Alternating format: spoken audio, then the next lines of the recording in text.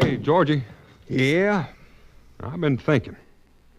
This old farm ain't exactly the best piece of ground in Tennessee. Now listen here, Davy. We ain't been back from the Indian Wars long enough to get ourselves housebroke.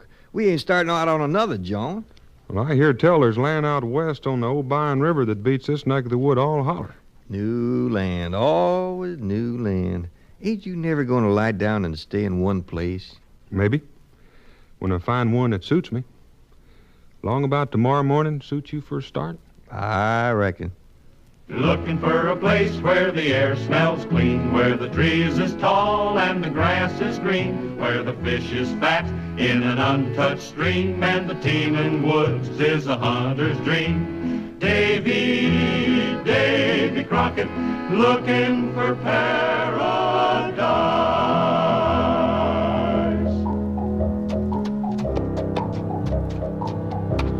Oh. This suit you, Georgie?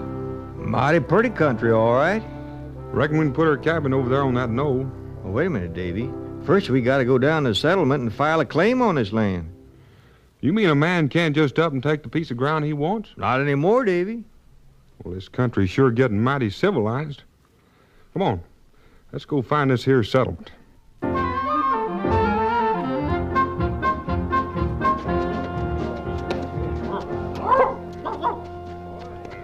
Say, mister, who do we see hereabouts to file on some land? Why, me, but you'll have to wait till after I've judged the shooting match. Shooting match?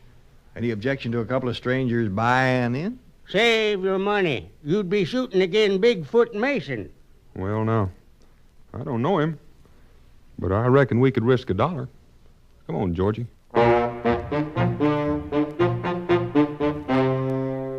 When we got to the shooting grounds, we found they hadn't waited for our friend from the settlement. This Bigfoot claimed to have won the cow they were shooting for. You could see everybody thought the judging was unfair, but nobody said nothing. They was all afraid of Bigfoot. Everybody but Davy. Say, Mr. Bigfoot, would you put that cow of yours up against $15 cash money? I might. Why? Well, I never went to a shooting match in my life without getting at least one shot off. One shot it is. This time I'm doing the judging, Bigfoot. Suit yourself. Give me room. I'm taking first turn. Dead center for Bigfoot. Better save your powder, stranger. Well, now, let's see. This one's dead center, too. You'll have to fire another round. You was just lucky, stranger. Let's see you beat this. Less than a finger off in the notch. That'll take the turpentine out of your bark. Tolerable good shooting, all right, Mr. Bigfoot. Show him an old Smoky Mountain shot, Davy. Looks like a miss. I was afeard you fired too quick. Well, now, don't be getting hasty, Georgie. No, wait a minute. Look here. One bullet right in on the top of the other. Right through the same hole. Stranger, you win.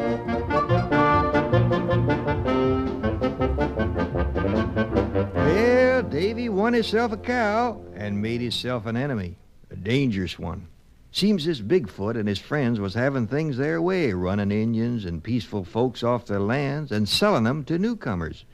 Folks in the settlement wanted Davy to take on a job of magistrate and put a stop to this. But Davy wasn't the man to seek office.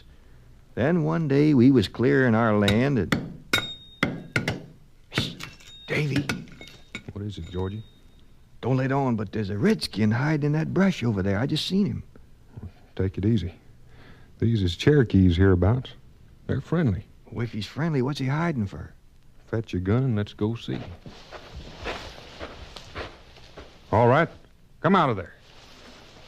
Why, it's Charlie Two Shirts, our neighbor. And he looks like he's been clawed up by a buyer. Well, what happened to you? Big white man come to my farm. Tell Charlie Two Shirts, get off. I say this my land. He say Indians got no land. I show government paper land belong Cherokee. He tear paper up. Then Charlie Two Shirts fight. Bigfoot Mason again. Yeah. Georgie, I reckon I'm going to take on that job of magistrate after all. Come on, Charlie, let's go back to your farm.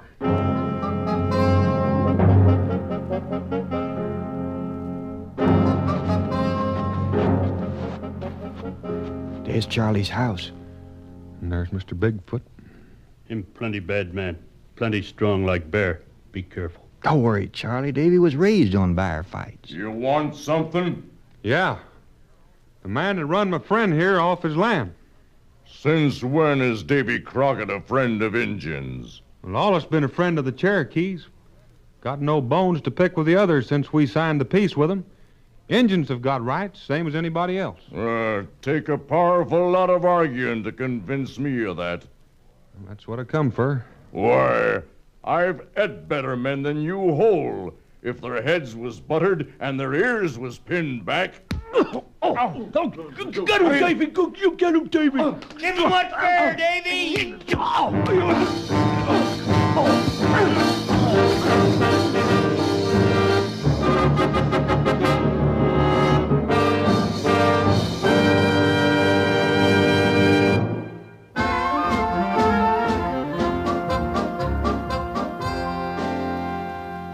Bigfoot was messed up twice as bad as Charlie Two Shirts afore Davy was finished with him. And Davy marched him down into the settlement for trial, and folks was so pleased with the job he'd done as magistrate that they put him up for state legislature.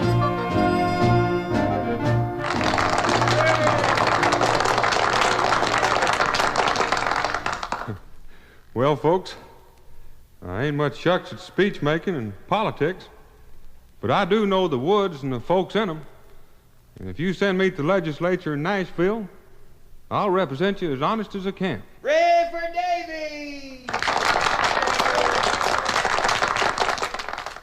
They sent up to Nashville the best they could find, a fighting spirit and a thinking mind. Davy Crockett, choice of the whole frontier.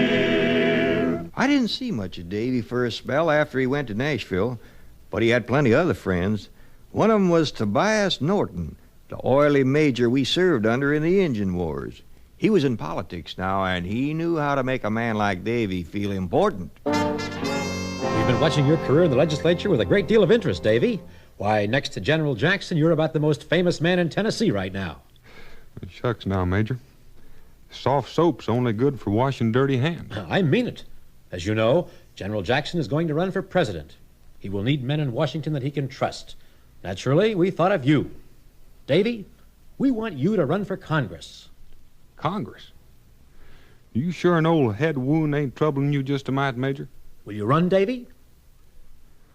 Well, if I did and I got in, I wouldn't be taking orders from you or from General Jackson.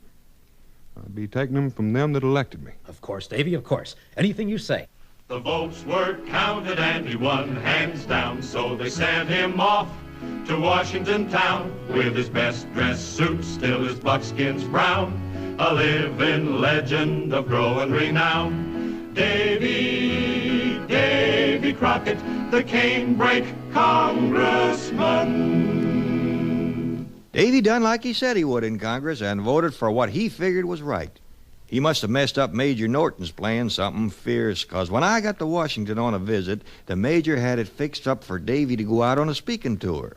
The Major had cooked up a bill to take their lands away from the Indians, and the minute Davy got out of town, the Major and his friends put it on the floor of Congress to get it passed into law. Well, there was only one thing to do, and that was to get Davy back in a hurry. So I lit out for Philadelphia, where I heard he was. I'm mighty grateful to you citizens of Philadelphia for the gift of this here rifle gun. She's such a pretty little lady. I think I'll give her a name. Betsy suits you folks?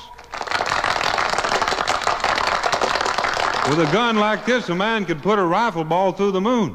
And the first chance I get, I'm going to try.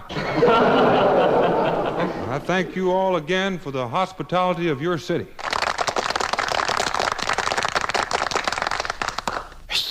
Davy! Georgie, what are you doing here? I come to fetch you some news. Recollect Major Norton's Indian bill? That scheme of his to swindle the Indians out of their land? That's the critter. He's got it on the floor of Congress right now. No wonder he was all fired anxious to get me out of Washington. A couple of your friends are stalling it off the best they can, but there's no telling how long they'll be able to hold out. Well, what's the quickest way back? In a saddle, the way I come. Well, I know where I can borrow fresh horses. Come on.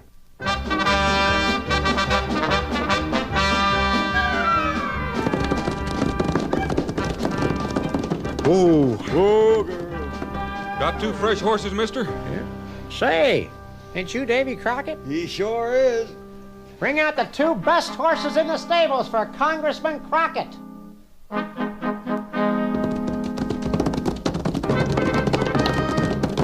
Only 2 hours more, Davy. Sure hope we're in time.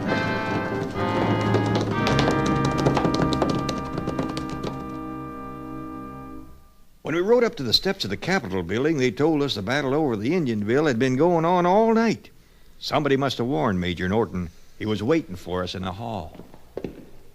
What are you doing here, Crockett?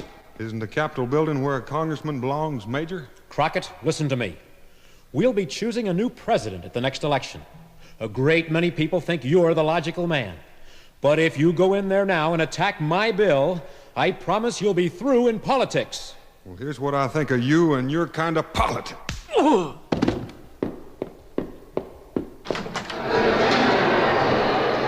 Crockett! It's Davy Crockett! I yield the floor to the gentleman from Tennessee. Mr. Speaker, fellow congressmen of these United States, you have before you what's called an Indian bill, offered to you in the name of expansion. Expansion's a mighty fine thing. Sure, we gotta grow, but not at the expense of the things this country was founded to protect. Now, I could talk about the injustice of taking away Indian lands, but I'd rather talk about us, you and me. We got a responsibility to this strapping, fun-loving, britches-busting young bar cub of a country. We got a responsibility to help it grow into the kind of nation the good Lord meant it to be. And if we right here in Congress right up and showed we were the kind of men our friends and neighbors figured we was when they gave us their votes and sent us here, why, a bill like this would never live long enough to even get on our desk, let alone come to a vote. We'll vote it down, Davy.